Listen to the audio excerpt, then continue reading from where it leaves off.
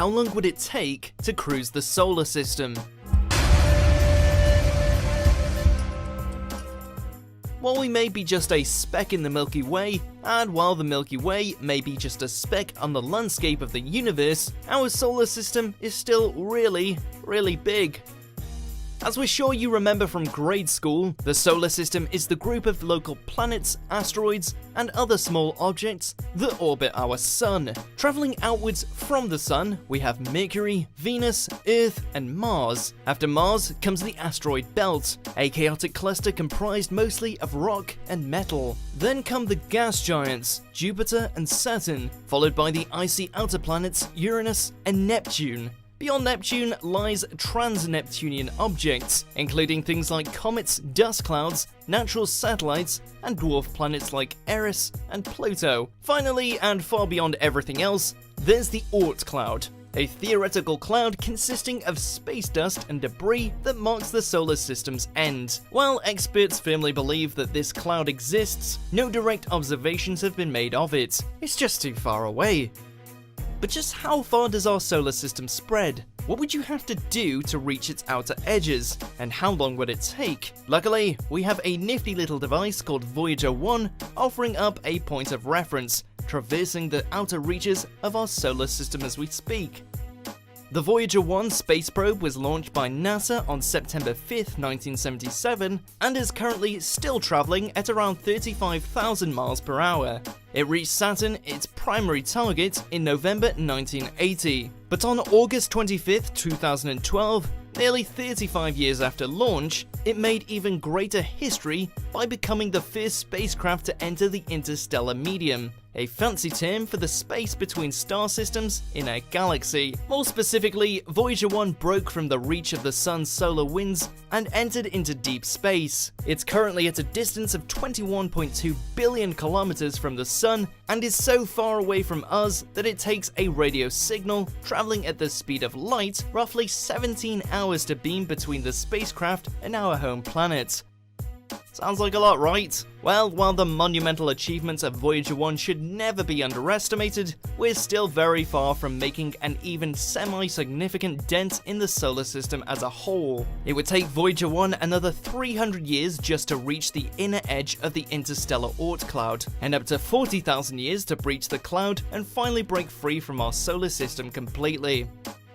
In truth, the solar system, and space in general, is just way too big for earthly measurements like miles and meters. To measure distance in space, astronomers use something called an astronomical unit, with one unit equaling the average distance from Earth to the Sun, or 150 million kilometers. If you were to somehow drive a car to the sun at highway speeds of 100 kilometers per hour, you'd eventually reach your destination in 1,500,000 hours, or 171 years. So no one's surviving that. But let's say you splashed the cash, pulled some strings, and took the fastest air-breathing manned aircraft in the world, the Lockheed SR-71 Blackbird. Traveling at constant top speed, it would take you just 42,492 hours to reach the sun, or just under 5 years. In contrast, definitely doable.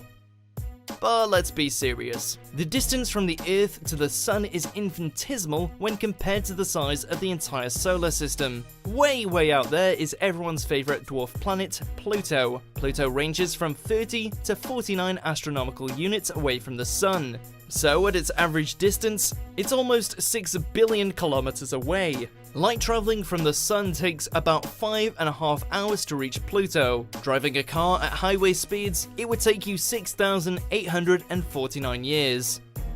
But as we've established, the solar system extends far beyond Pluto. The outer edges of the Oort cloud are about 100,000 astronomical units away, or about 1.87 light years, or 17 trillion kilometers, give or take. Amazingly, the sun's gravity can capture objects as far out as 2 light years away, meaning that the outer part of the Oort cloud is still theoretically shaped by the sun's gravity. Just beyond the cloud's outer edges is the halfway point between our sun and the next nearest star, Proxima Centauri. Beyond that, you're swapping systems. So, in boring astronomical terms, it'd take you nearly 2 years to reach the outer boundary of our solar system if you were traveling at the speed of light, but we can't do that, can we? Let's hop back into our hypothetical space car and go for the ultimate cruise. Hell, you know what? Let's do one better. Let's forego the standard highway driving and up the stakes. Let's pretend we're in the fastest street-legal car in the world, the Bugatti Veyron. And let's imagine we can travel at its max speed of 431 kilometers per hour. Heading for the Oort cloud, traveling at the top speed of the fastest car in the world, it'd be 4.5 million years before you finished your trip. And that's without stopping for fuel or snacks. Now let's again pilot the fastest ever aircraft, the Lockheed SR-71 Blackbird. The Blackbird's 8 times faster than the Veyron at top speed, so the trip does shorten. But it'd still take you an eye-watering 550,000 years to reach the fabled finish line. Finally, let's say we hitched a ride on NASA's New Horizons probe, which left Earth at a staggering and record-breaking 58,536 kilometers per hour. It took this probe 9 years to fly by Pluto, so even if it continues its unprecedented pace, it won't breach the Oort cloud for another 30,000 years or more. How long it takes to cruise the solar system depends entirely on what you want to cruise in. In just your standard supercar, 4.5 million years. In a high-tech spacecraft, 550,000 years. On a NASA probe, and the fastest object ever launched from Earth, 30,000. No matter what you travel in, you'd be long dead and space dust before you'd even consider the Oort cloud. Of course, if you chose to travel at light speed, you're looking at around only 1,000 days. But A, that's impossible, and B, that's cheating. So yeah, the solar system's pretty darn big. And remember, it's just one small speck in the Milky Way, which is but a tiny grain in the grand scheme of the entire universe. So next time you're complaining about your daily commute, remember this video and relax.